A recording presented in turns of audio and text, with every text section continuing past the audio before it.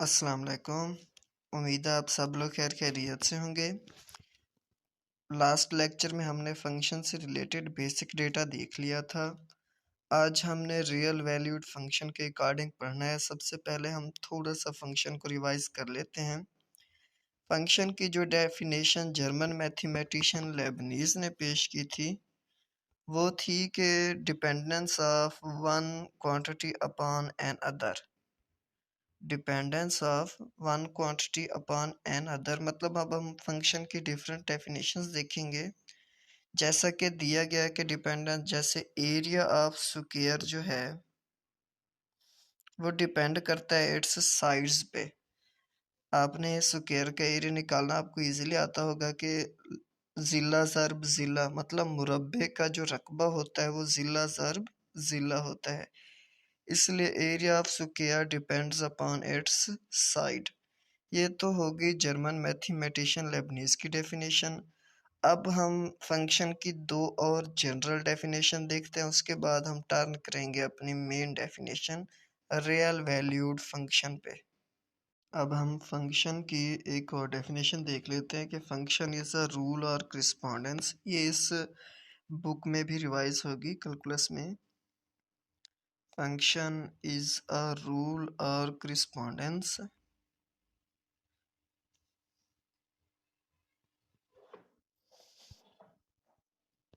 Function is a rule और करिस्पॉन्डेंस मतलब इसको रूल भी कहते हैं या करिस्पॉन्डेंस मीन मुताबिकत भी कहते हैं। विच असाइन करेगी पहले सेट के हर एलिमेंट्स को। Which assign each element of first set to unique element of second set. Which assign each element of first set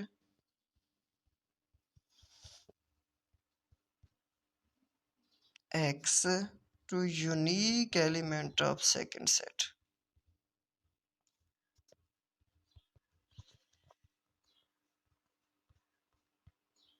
unique element of second set y। और हमने कहा था ये जो x के एलिमेंट है ये हमारी डोमेन कहलाती है और जो ये y के एलिमेंट है हमारे कोडोमेन कहलाती है। जब ये फंक्शन के साथ पेयर हो जाएंगे तो y के एलिमेंट हमारी रेंज बन जाएंगे। अब ये फंक्शन की लास्ट डेफिनेशन है कि function is a computing machine. लिख देता हूँ, function is a computing machine which takes input। computing machine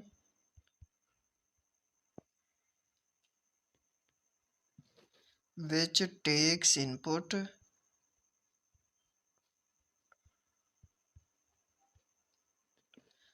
operate on it। Input कहते हैं जो डेटा हम किसी चीज़ को देते हैं। operate on it and give output।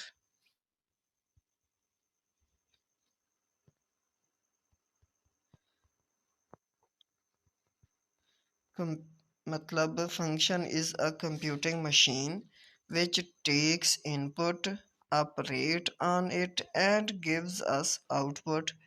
इससे भी फंक्शन कहते हैं। अब ये तीन डेफिनेशन थी फंक्शंस की। उसके बाद हम थोड़ी सी फंक्शन की नोटेशन को जाहिर कर लेते हैं और उसे लिखने का तरीका देख लेते हैं। उसके बाद हम अपने टॉपिक में मूव करते हैं। उसके बाद हमारे पास एक और कंसेप्ट है y is equal to f(x), जिसमें हमने y को डिपेंडेंट वेरिएबल कहा था और x को इंडिपेंडेंट वेरिएबल कहा था। अब y is equal to f(x) ये जो मेथड है इसे कहते हैं y is a function of x। जैसे हमने देखा था कि area is a function of side होता है स्क्वायर में। y is a function of x ये जो लिखने का मेथड हमें बताया था ये स्विस मैथमेटिशियन आलर ने बताया था।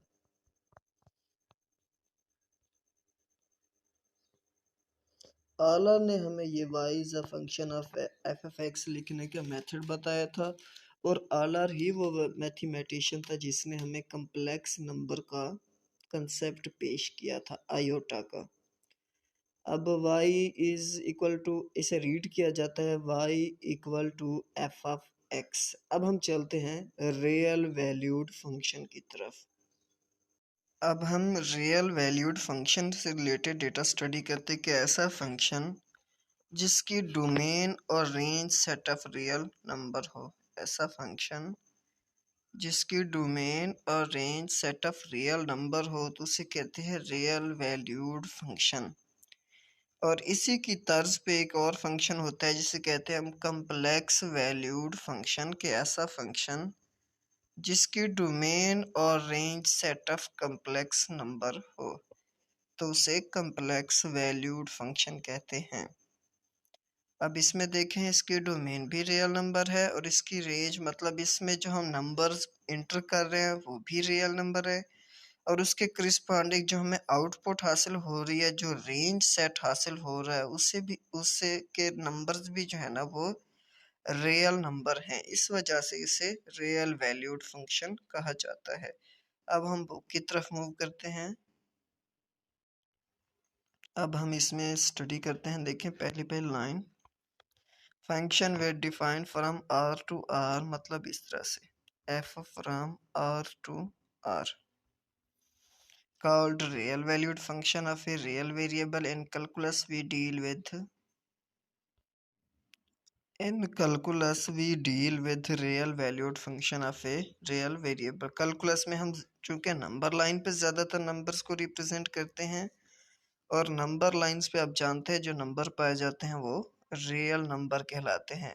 अब we give another definition of function which seem to be natural and more useful for our purpose.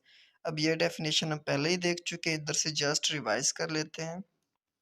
Let x be subset of a real number. A real valued function f on x is a formula. अब देखिए इसके तीन नाम है। एक तो हमने rule और करिस्पॉन्डेंस पहले पढ़ लिया, इसको मेथड भी कहते हैं कि फंक्शन एक मेथड होगा जो एसोसिएट करेगा each element of first set to unique real number, मतलब यूनिक रियल नंबर जिसे हम रेंज भी कहेंगे या इमेज भी कहेंगे ऑफ एफ एट एक्स। और आगे देखें, द सेट एक्स जो है इसमें is called domain of f, जो कि हमें पहले पता है। और जो y is equal to f x, जो आंसर आएंगे ऑफ ऑल वैल्यूज उसे हम रेंज कहेंगे। अब इसे इस तरह से डिनोट किया जाता है। इसमें x जो है आपकी डोमेन है, और चूंकि हम रियल वैल्यूड फंक्शन पढ़ रहे हैं उसमें जो आंसर आएंगे वो तमाम के तमाम रियल नंबर आएंगे, इस वजह से इसे रियल वैल्यूड फंक्शन के ऊपर नाम दिया गया है। अब नीचे कुछ फंक्शन की चीज़ें दी गई जो हम थोड़ा सा इजी वे में पहले स्टडी कर लेते हैं। अब हमें फंक्शन के लिए एक टेस्ट पढ़ना है जिसे हम कहते हैं वर्टिकल लाइन टेस्ट। अब वर्टिकल लाइन टेस्ट का एप्लीकेशन चूंकि ग्राफ ऑफ फंक्शन पर होगी, इसलिए हम थोड़ा सा डेटा ग्राफ से रिलेटेड स्टडी कर लेते हैं कि ग्राफ ऑफ अ फंक्शन एक तो होता क्या है और व्हाट डज इट रिप्रेजेंट। उसके बाद हम अपने टेस्ट वर्टिकल लाइन टेस्ट पे मूव करेंगे। पहले हम इसका थोड़ा सा डेटा एफएससी से देख लेते हैं। Let f be a real valued function. अब हमें पता है कि एफ कोई रियल वैल्यूड फंक्शन होगा।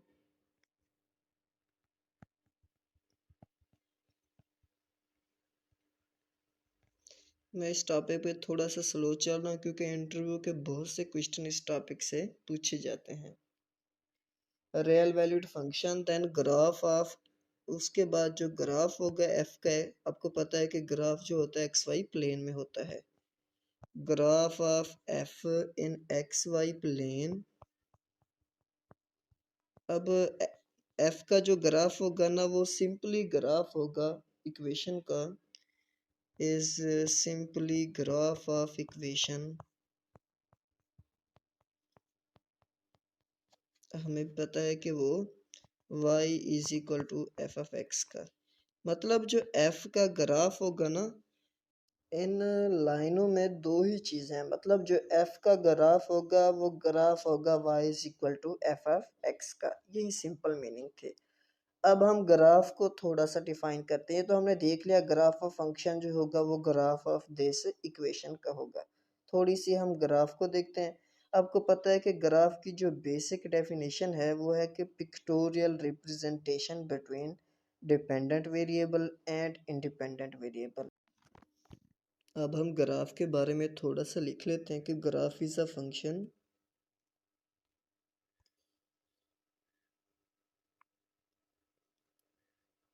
graph is a function of x y, मतलब सेट ऑफ पॉइंट्स। आपको पता है कि हम इस तरह से ही ग्राफ बनाने के लिए दो पॉइंट्स ड्रा करते हैं। ऊपर हम एक्स लिखते हैं और नीचे एफ एफ एक्स की वैल्यू पुट करते जाते हैं। यूँ समझे एफ एफ एक्स को मैंने वाई कह दिया कि ग्राफ जो होगा ना इन फंक्शन होगा इन दो पॉइंट्स के दरमियान, जिसमें एक्स जो होगा वो पहले सेट डोमेन से आएगा और वाई आपको पता है उसकी रेंज है जो उस फंक्शन में पुट करने के बाद हासिल होगा। और बेसिकली अब ग्राफ का जो मकसद है ना ये डिटरमाइन करता है कि सेट ऑफ पॉइंट्स, मतलब ये जो सेट ऑफ पॉइंट्स दिए गए हैं ये रिप्रेजेंट क्या करते हैं। अब बेसिकली ग्राफ का क्या मतलब है कि इस फॉर्म में जो सेट ऑफ पॉइंट्स दिए गए हैं, set of points, set of points which या what does represent। अब ये है कि हमें जो फंक्शन दिया जाएगा उसका हम ग्राफ ड्रा करेंगे और देखेंगे कि व्हाट डज रिप्रेजेंट फंक्शन और नॉट। इन पॉइंट्स की हेल्प से हम ग्राफ ड्रा करेंगे। उसके बाद एक टेस्ट की मदद से हम देखेंगे कि ये फंक्शन है या नहीं है। अब हम ओरिजिनल अपने टेस्ट की तरफ आते हैं और एक से दो एग्जाम्पल लेकर उसको एक्सप्लेन करते हैं। उसके बाद हम अपने वापस पेज की तरफ मूव करेंगे। अब हमने वर्टिकल लाइन टेस्ट को एक्सप्लेन करना है। पहले हम इसकी वर्डिंग में डेफिनेशन लिख लेते हैं कि इफ़ अ वर्टिकल लाइन, मतलब in a given graph of function. मैं सिंपल डेफिनेशन लिख रहा हूँ कि दिए गए ग्राफ ऑफ फंक्शन में गिवन। अब हमने ग्राफ की भी देख ली कि रिप्रेजेंट करता है pictorial representation between X and Y, मतलब डोमेन और रेंज के दरम्यान। In a graph of function या in a given graph no vertical line, अगर हम वर्टिकल लाइन ड्रा करें, no vertical line can intersect, मतलब कता करे, can not intersect, can not intersect more than one point, मतलब एक से ज्यादा पॉइंट पे कता ना करे। ये देखें, अब हम जैसे ग्राफ ड्रा करेंगे ना, अगर हम वर्टिकल लाइन ड्रा करेंगे तो एक ही पॉइंट में से गुजरना चाहिए।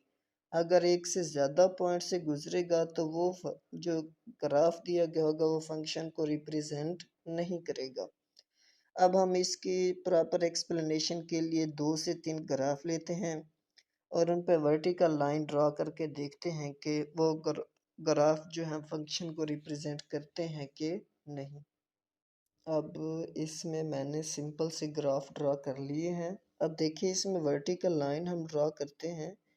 अब सबसे पहले चूंकि हाथ से ये ग्राफ ठीक तो नहीं बन सके, देखें इसमें जब मैंने वर्टिकल लाइन ड्रा की, मैं इसका कलर चेंज करता हूँ। देखें अब हम इनमें वर्टिकल लाइन ड्रा करके देखते हैं। देखें ज़रा इसमें इसमें हमने जैसे ही वर्टिकल लाइन ड्रा की तो उसने इंटरसेक्ट किया मोर देन वन पॉइंट्स को। एक इस पॉइंट को इंटरसेक्ट किया और एक इस पॉइंट को, तो ये फंक्शन का ग्राफ नहीं है।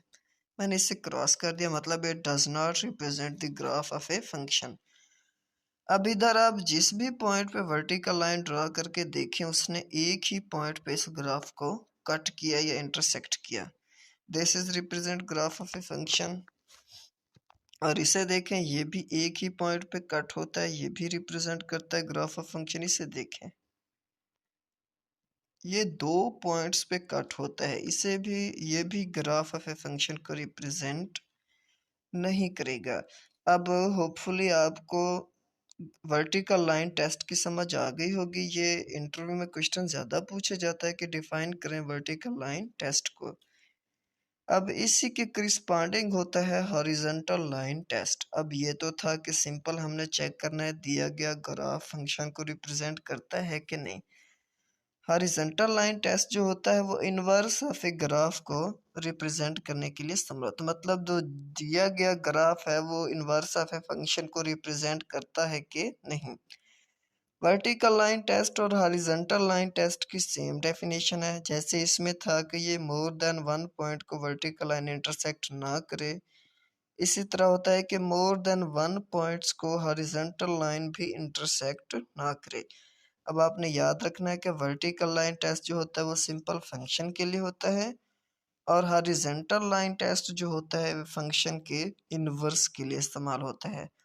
कभी कभार इन दोनों में से डिफरेंस पूछ लिया जाता है कि why we use vertical line test, जो कि हम ग्राफ को चेक करने के लिए इस्तेमाल करते हैं कि फंक्शन है कि नहीं। और इसी से पैरेलल क्वेश्चन होता है कि why we used horizontal line test, जो कि हम चेक करने के लिए इस्तेमाल करते हैं कि दिया गया graph inverse of a function को रिप्रेजेंट करता है कि नहीं।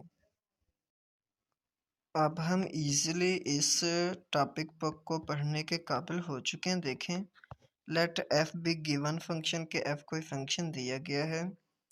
The graph of f is set of all points, इस शक्ल में set of all points x या एफ ऑफ एक्स कह दें, या इसे रिप्लेस करके एक्स और वाई भी लिख सकते हैं कि इसके तमाम पॉइंट्स जो रिप्रेजेंट करेंगे। अब आपको पता है कोऑर्डिनेट प्लेन, ये एक्स है ये वाई है, तो ये किसके पॉइंट हो जाएंगे, आर स्क्वायर के। ये टू डायमेंशनल बन जाएगा। टू डायमेंशनल को हम कहते हैं प्लेन। और देखें आगे, हम जानते हैं कि इस ऑर्डर पेयर में एक्स जो रिप्रेजेंट करता है डोमेन ऑफ फंक्शन को रिप्रेजेंट करता है, और वाई जो रिप्रेजेंट करता है वो रेंज ऑफ फंक्शन को रिप्रेजेंट करता है। अब हमें पता है कि ग्राफ जो एफ का होगा वो सिंपली ग्राफ उसी इक्वेशन का होगा, y is equal to f of x, जो हम पहले ही देख चुके हैं। If xy is a point on the graph, then y coordinate is the value of f of x at x। हमें पता है कि y जो होती है ना वो f की वैल्यू होती है at x पे, या image of f at x। Since for each x in the domain of f exactly one y। अब हमें पता है कि हर x के बदले हमें एक ही y की वैल्यू मिलेगी। There is only one point on the graph with abscissa x। अब इस ऑर्डर पेयर में x को एब्सिसा कहते हैं और y को ऑर्डिनेट कहते हैं। इससे हम कहते हैं एब्सिसा और y को हम कहते हैं ऑर्डिनेट। उसके बाद वर्टिकल लाइन टेस्ट की डेफिनेशन है जो हम पहले ही देख चुके हैं। सिंपल इससे रिवाइज करते हैं। Thus, every vertical line intersect or touches the graph of a function at no more than one point। मतलब हर vertical line जो ग्राफ ऑफ ए फंक्शन को टच कर रही है वो एक से ज़्यादा पॉइंट से ना टच करे तो इसे कहते हैं वर्टिकल लाइन टेस्ट। और थोड़ी देर पहले हमने देखा है कि इसके करस्पॉन्डिंग जो टेस्ट होता है वो हॉरिजॉन्टल लाइन टेस्ट होता है, जो इनवर्स ऑफ ए फंक्शन के लिए यूज़ होता है। अब आगे दो तीन डेफिनेशन है फंक्शन की, जो पहले हम बेसिक उनका देख लेते हैं, बाद में इन डेफिनेशन पे आएंगे। अब हमने ऑन टू फंक्शन को एक्सप्लेन करने के लिए दो सेट लिए हैं। देखें, ए सेट के जो एलिमेंट है 0 1 2 3, और जो बी सेट के एलिमेंट है 1 2 3। अब देखिए मैंने पेयर कर दिया 0 को 1 के साथ, 1 को 2 के साथ, और 2 को 3 के साथ, और 3 को 1 के साथ। अब मैंने डोमेन और रेंज देखने के लिए इसके पेयर लिख रहा हूँ कि 0 का रिलेशन है 1 के साथ और 1 का रिलेशन 2 के साथ है। ऑर्डर पेयर ड्रा कर रहा हूँ। 2 का रिलेशन 3 के साथ है और 3 का रिलेशन 1 के साथ है। अब मैंने इसकी डोमेन और रेंज निकालनी है। अब इसमें जो डोमेन होते हैं वो ऑर्डर्स पेयर के जो फर्स्ट अरकान होते हैं उन्हें डोमेन कहते हैं। जस्ट देखें इसमें 0, 1, 2 और 3 है। इसे मैं सेपरेट कर लेता हूँ। Domain of f is equal to 0, 1, 2, 3। अब मैं इसकी रेंज भी निकाल लेता हूँ। Range of function is equal to, range इसके सेकंड एलिमेंट होता है 1, 2, 3 और 1 आपको पता है कि रिपीट हम नहीं करते। 1, 2, 3। अब देखें, अब हमें पता है कि जो फर्स्ट सेट के एलिमेंट होते हैं उन्हें हम डोमेन कहते हैं और जो सेकंड सेट के एलिमेंट होते हैं उन्हें हम कोडोमेन कहते हैं। और पेयर होने के बाद जो सेकंड सेट के एलिमेंट है वो रेंज बन जाते हैं। अब देखें, कोडोमेन में 1, 2, 3 है और रेंज में भी 1, 2, 3 आ चुका है। अब ऐसा फंक्शन जिसमें कोडोमेन और रेंज इक्वल हो जाए, ऐसा फंक्शन जिसमें कोडोमेन और रेंज इक्वल हो जाए, तो उस तरह के फंक्शन को हम ऑनटू फंक्शन कहते हैं या सरजेक्टिव फंक्शन कहते हैं। अब आपको ये चीज़ें समझ आ जानी चाहिए कि ऑनटू फंक्शन किसे कहते हैं कि ऐसा फंक्शन जिसमें कोडोमेन और रेंज इक्वल आ जाए उसे ऑनटू या सरजेक्टिव फंक्शन कहते हैं। ये पीपीएससी 2022 में यही का यही क्वेश्चन आ चुका है कि अगर किसी फंक्शन में ऑन टू मतलब ऑन टू तो दिया गया, तो उसके आंसर में किसी फंक्शन में कोडोमेन और रेंज आइडेंटिकल हो जाए। उसने इक्वल का लफ्ज़ नहीं यूज़ किया, उसने कहा if the codomain and range of a function are become identical then what would be function, तो उसे सरजेक्टिव फंक्शन कहते हैं। मैं इसकी एक और एग्जांपल दे देता हूँ ताकि आपका कंसेप्ट क्लियर हो जाए। उसके बाद होता है इनटू फंक्शन। अब इसमें तो इक्वल हो जाएंगी, उसमें रेंज से कोडोमेन थोड़ी सी कम होगी। अब जैसा कि मैं एक और एग्जांपल लिख रहा हूँ, लेट कर लेते हैं कि पहले सेट में जो एलिमेंट है वो 1 और 2 है और जो दूसरे सेट में एलिमेंट है वो 3 और 4 है। मैं फर्स्ट सेट को पेयर कर देता हूँ फर्स्ट के साथ और सेकंड को सेकंड के साथ। अब इसके एलिमेंट लिख लें पेयर में, 1, 3 और 2, 4 लिख लेते हैं। इसमें जो हमारी डोमेन दी गई है आपको पता है वो तो हमेशा पहले अरकान कहलाते हैं इसके, 1 और 2। अब इसमें जो रेंज दी गई है वो दूसरे अरकान कहलाते हैं। रेंज इक्वल हो जाएगी 3 और 4 के। अब हमें पता है कि सेट जो दिया गया होता है उसके फर्स्ट अरकान जो होते हैं हमारे डोमेन होते हैं, ये कोडोमेन कहलाती है। अब कोडोमेन में भी 3 अरकान 3 और 4 हैं। रेंज में भी कोडोमेन में भी 3 और 4 दिए गए हैं और रेंज में भी हमारे साथ पेयर करने के बाद 3 और 4 आ गए हैं। अब मैं डायरेक्ट लिख रहा हूँ कि codomain is equal to range के। अब ऐसा फंक्शन जिसमें कोडोमेन रेंज के इक्वल हो तो उसे ऑन टू या सब्जेक्टिव फंक्शन कहते हैं। होपफुली आपको ये कंसेप्ट समझ आ गया होगा। अब मैं इनटू फंक्शन की तरफ मूव करता हूँ। इसमें हम सिंपल डेफिनेशंस इसलिए ले रहे हैं ताकि आपका कंसेप्ट इक्वल हो जाए, क्योंकि बुक में तो जस्ट इनकी डेफिनेशनें लिखी हुई हैं। अब देखें, मैंने जो ए सेट ले लिया उसके एलिमेंट्स है 1, 2, 3 और बी सेट जो है 4, 5, 6, 7। अब मैंने 1 को पेयर, अब इसमें ऑर्डर पेयर में लिख रहा हूँ 1 को 4 के साथ, 2 का 5 के साथ एंड 3 का 6 के साथ। अब इसकी डोमेन निकालें इन्हीं ऑर्डर पेयर से, तो डोमेन निकल आएगी 1, 2 एंड 3 और इसकी रेंज निकाल लें। रेंज हमारे पास बन जाएगी 4, रेंज 4, 5 एंड 6। मतलब ऑर्डर पेयर के जो फर्स्ट एलिमेंट होते हैं वो डोमेन और ऑर्डर पेयर के जो सेकंड एलिमेंट होते हैं उन्हें हम रेंज कहते हैं। अब रेंज बन जाएगी 5, 4 और 6। अब देखें रेंज जो है ना 5, 4, 6, 7 कोडोमेन से कम आ गई है।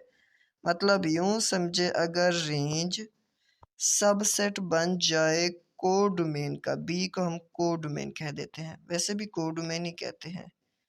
अगर रेंज इक्वल आ जाए कोडोमेन के तो ऑन टू फंक्शन या सरजेक्टिव। अगर रेंज कोडोमेन के इक्वल ना आ जाए, लेस हो जाए उससे, तो हम इसे कहते हैं इन टू फंक्शन। अब आपने याद रखना है कि ऑन टू और इन टू में सिर्फ रेंज और कोडोमेन का ही रिलेशन है। अगर इक्वल आ जाए तो ऑन टू, अगर रेंज कोडोमेन से कम आ जाए मीन उसका सबसेट आ जाए तो इसे एन टू फंक्शन कहते हैं। अब हम मूव करते हैं वन वन फंक्शन की तरफ। ये तो थी सिंपल डेफिनेशंस इनकी। वन वन फंक्शन की जो जनरल डेफिनेशन है कि distant element have distant images. अब हम इसे एक्सप्लेन करने के लिए थोड़ी सी एग्जांपल का सहारा लेते हैं। दिस देखें, 0 1 2 और इधर 4 5 6 7। अब देखें, 0 को पेयर कर दें 4 के साथ, 1 को पेयर कर दें 5 के साथ और 2 को पेयर कर दें 6 के साथ। इसमें हर अलहदा एलिमेंट का इमेज जो है वो अलहदा आ रहा है, तो इस तरह के फंक्शन को हम कहते हैं वन वन फंक्शन। इसकी जो डेफिनेशन है कि distant images, distinct element has distinct images.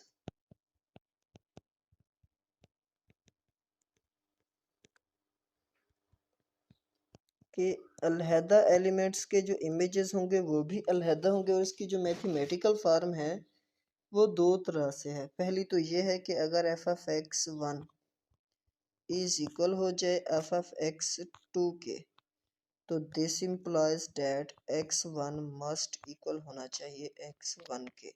अब इसकी अपोजिट डेफिनेशन भी है कि अगर x1 इक्वल नहीं है x2 के, इसके अपोजिट डेफिनेशन देखें वो इस तरह से, हम इसे रिवर्स कर दें। अगर ये दोनों इक्वल नहीं है तो उनके करिस्पॉन्डिंग फंक्शन भी इक्वल नहीं होंगे। फिर से देखें, distance elements have distant images. All distant element मतलब तमाम अलहदा एलिमेंट जो होंगे उनके इमेजेस भी अलहदा होंगे। इस तरह के फंक्शन को हम वन वन फंक्शन या इंजेक्टिव फंक्शन कहते हैं।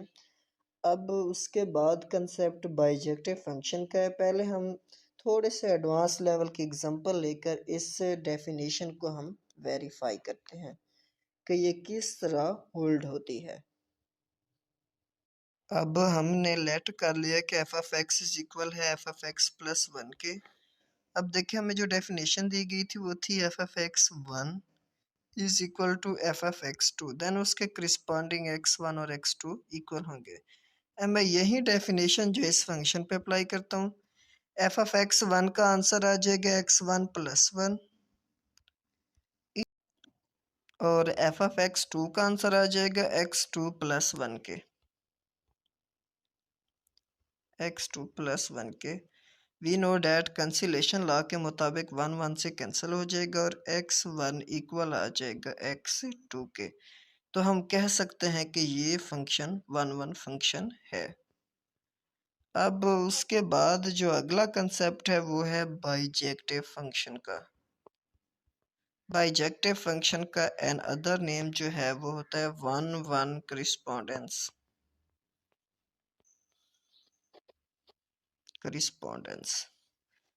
बाइजेक्टिव फंक्शन, अब हम थोड़ा सा पहले उस बुक के पेजेस से ये डेफिनेशन रिवाइज कर लेते हैं, उसके बाद हम बाइजेक्टिव फंक्शन को पहले हम सिंपल एग्जांपल की मदद से एक्सप्लेन करेंगे, बाद में उस बुक से कवर करेंगे।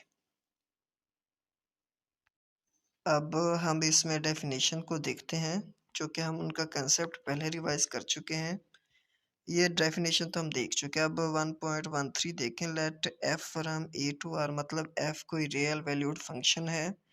रियल वैल्यूड फंक्शन का हमें इस तरह पता चला, उसकी आर जो है ना रेंज, उसकी रियल नंबर आ रही है, और वो कहता है अगर रेंज इक्वल हो जाए बी के, मतलब बी को हम कहते हैं कोडोमेन। अगर रेंज और कोडोमेन इक्वल आ जाए उस तरह के फंक्शन को हम कहते हैं ऑनटू फंक्शन या सरजेक्टिव फंक्शन। अगर रेंज इक्वल ना आ जाए कोडोमेन के, मतलब हमने पीछे एग्जांपल देखी उसमें रेंज सबसेट थी कोडोमेन का, तो इस तरह के फंक्शन को हम कहते हैं इनटू फंक्शन। होपफुली अब आपको ये एग्जांपल की हेल्प से भी डेफिनेशन समझ आ गई होंगी। अब हम नीचे मूव करते हैं, जो कि हमने अभी देखा है कि एफ कोई फंक्शन है ए से बी की तरफ। ए और बी जो होते हैं ना फंक्शन में, ये दो नॉन एम्प्टी सेट्स होते हैं। फंक्शन बेसिकली एक सेट होता है such that distance element have distinct images. अब हमने इसकी दो डेफिनेशनें देखी थी, अभी तक मैंने इसे एक्सप्लेन किया है। ये भी एक डेफिनेशन होती है कि अगर x1 x2 के इक्वल ना आ जाए तो f of x1 f of x2 के इक्वल नहीं होता। अब आगे देखिए, इसे हम कहते हैं इंजेक्टिव फंक्शन या वन वन फंक्शन। अब इसी से अगला एक और कंसेप्ट है कि ऐसा फंक्शन जो वन वन प्रॉपर्टी को होल्ड करता है तो उसका ऑलवेज इनवर्स एग्जिस्ट करता है। मतलब जिस फंक्शन में वन वन प्रॉपर्टी होल्ड हो जाए तो उस फंक्शन का इन्वर्स एग्जिस्ट ज़्यादा चांसेस होते हैं कि करता है। सिर्फ 1 से 2% चांसेस में लेस होता है, लेकिन मेजॉरिटी यूँ समझ लें बस ऑलमोस्ट होल्ड करता है। किसी फंक्शन में अगर वन वन प्रॉपर्टी होल्ड हो जाए तो उसका इन्वर्स होल्ड करता है। और हमें पता है कि हम इन्वर्स को चेक करने के लिए कि ग्राफ दिया गया इन्वर्स है कि नहीं, तो उसके लिए हम हॉरिजॉन्टल लाइन टेस्ट का यूज़ करते हैं। अब जैसी डेफिनेशन वर्टिकल लाइन टेस्ट की थी, सेम डेफिनेशन है हॉरिजॉन्टल लाइन टेस्ट की। अब आप देख रहे होंगे कि इस पेज पे कितने ज़्यादा कंसेप्ट अवेलेबल थे जो मिसिंग थे। उसके बाद देखें आगे हमारे पास डेफिनेशन है बाइजेक्टिव फंक्शन की। अब हमें पता है कि बाइजेक्टिव फंक्शन को हम वन वन करिस्पोंडेंस भी कहते हैं, इसका एन अदर नेम है। अब ऐसा फंक्शन जो वन वन मतलब सरजेक्टिव भी हो और इंजेक्टिव भी हो, जो वन वन भी हो और ऑन टू भी हो, तो उसे कहते हैं बाइजेक्टिव फंक्शन। ये टॉपिक जो है ना हमें ग्रुप थ्योरी में बहुत ज़्यादा हेल्पफुल होंगे। उसमें हम होमोमॉर्फिज्म, एंडोमॉर्फिज्म, ऑटोमॉर्फिज्म, आइसोमॉर्फिज्म, इन टॉपिक्स को समझने में ज़्यादातर रोल फंक्शन का ही होगा, इसलिए हम इसे थोड़ा सा इजी मोड में स्टडी कर रहे हैं। अब हम एक बाइजेक्टिव फंक्शन की डेफिनेशन देखते हैं। और लास्ट टाइम जो पीपीएससी का क्वेश्चन आया, एक तो यही क्वेश्चन था, मतलब सब्जेक्टिव फंक्शन से रिलेटेड था। और 2011 में जो क्वेश्चन आ चुका है वो ये क्वेश्चन है कि f f x is equal to, मतलब उसमें जो आंसर थे एक्स स्क्वेयर था एक में, और एक्स क्यूब बी ऑप्शन था, तीसरे में था एक्स स्क्वेयर और एक्स स्क्वेयर प्लस वन और नन। अब इनमें जो आंसर थे हमने सेलेक्ट करना था कि कौन सा फंक्शन बाइजेक्टिव फंक्शन है। अब देखें 2011 में जैसे इस पेज पे क्वेश्चन लिखा हुआ है वैसे का वैसे ही आया था। इस वजह से मेरी प्रेफरेंस इसी एस एम यूसुफ की बुक को है कि कैलकुलस हमने इसी से स्टडी करना है। अब मैं थोड़ी सी एग्जांपल एक बाइजेक्टिव फंक्शन की एक्सप्लेन करता हूँ, उसके बाद हम इस एग्जांपल नंबर 6 को थोड़ा सा डिस्कस करेंगे।